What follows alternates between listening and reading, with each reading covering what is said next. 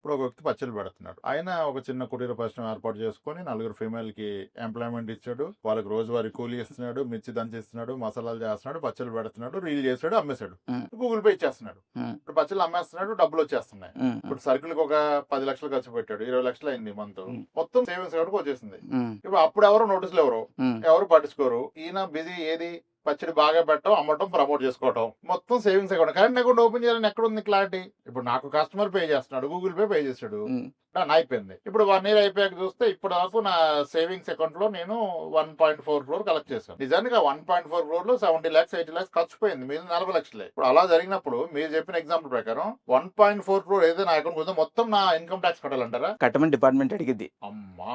ఇక్కడ ఇదే ఇష్యూ అవుతుంది సార్. యూపీఐ ట్రాన్సాక్షన్ చేయాలి, క్యూఆర్ కోడ్ చేయాలి. నేను యూపీఐ పేమెంట్ చేయడానికి నాకు అవ్వట్లేదు. కరెంట్ అకౌంట్ అయితే యూపీఐ రాదు కదా, లింక్ అవ్వదు కదా అనే ఒక మిత్లో అందరూ ఏం చేస్తున్నారంటే చాలా మంది వాళ్ళ పర్సనల్ అకౌంట్స్కి ట్రాన్స్ఫర్ చేసుకుంటారు.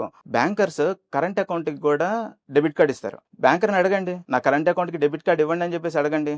డెబిట్ కార్డ్ ఇస్తారు.